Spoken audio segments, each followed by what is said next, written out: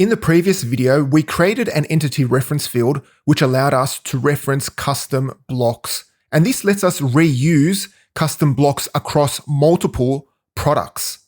If we edit this product and look at the components field, there is one limitation with this autocomplete field, and that is we can only select existing products. We can't create a new custom block from here. Let's say we want to create a new block and add it below this refund policy block.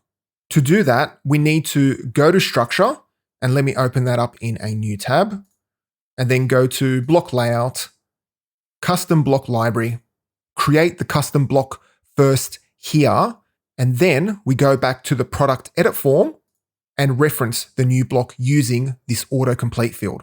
This process requires jumping between different screens and sections of the site, which isn't ideal. We can streamline the process of creating new blocks by using a third-party module called Inline Entity Form. To learn about the module, just go to drupal.org/project/inline_entity_form.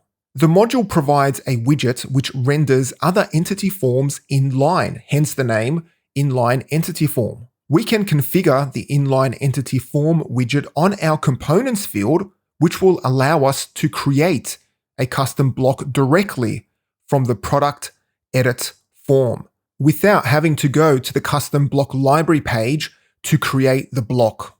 Let's start things off by first downloading the module using Composer. So open up your terminal and then type in Composer require Drupal/inline_entity_form and then hit enter.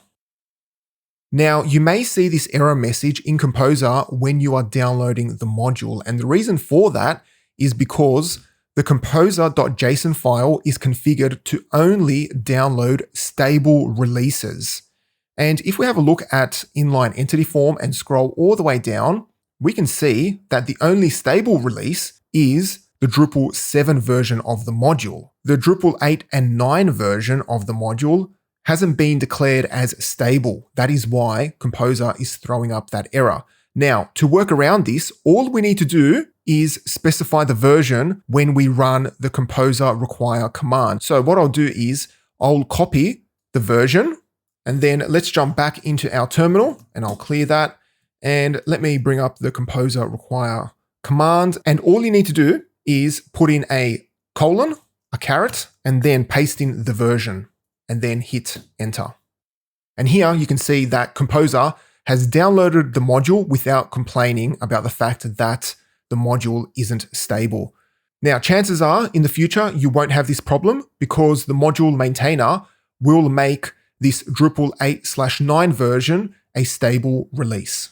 Now that we've downloaded the module, let's jump back into our Drupal site and then let me close this tab. Let's go to extend and search for Inline Entity and enable the module. Then go to Structure, Content Types, and then go to Manage Form Display on the product row. Then scroll down all the way to the Components field. From the Components widget dropdown, you should see two new widgets, Inline Entity Form Simple and Inline Entity Form Complex. The Inline Entity Form Simple isn't that useful, and I prefer to use the Inline Entity Form Complex one because it gives you more options. So let's go ahead and select Inline Entity Form Complex and then click on the cogwheel and make sure Allow Users to Add New Custom Block Entities is checked, as well as allow users to add existing custom block entities and allow users to duplicate custom block entities. There are other settings on this widget that I do recommend you play around with. The form mode dropdown allows you to select a different form mode if one is configured. Form modes allow you to contextually group field widgets. It's very similar to a view mode. If we scroll up and go to Manage Display, and I'll open that up in a new tab, you can see the view modes here. And if we click on one of them, you can see that this view mode is contextually grouping these field formatters. Form modes are the same as view modes. However, they are used to group field widgets instead of field formatters. Let's jump back to the Manage Form display and then scroll all the way down. Below the Form Mode dropdown, you can configure if new revisions will be created. You can also override labels by checking Override Labels and then entering in a singular or plural version of the label. And then below that, you can make the widget collapsible by checking the collapsible checkbox. Once everything has been configured, click on Update and then scroll down and click on Save. Now let's go to Content and let's edit this product. Then scroll down to the Components field, and now the field looks very different. We can see the refund policy that we added previously, and we can edit the block by clicking on the Edit button, and then making a change, and then clicking on Update Custom Block. But be careful, any change done here will change it across all the other products if they are referencing this block.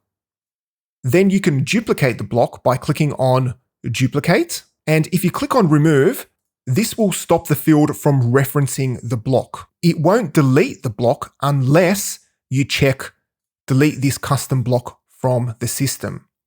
But if you leave that checkbox unchecked and simply click on Remove, it'll just stop the field from referencing that custom block.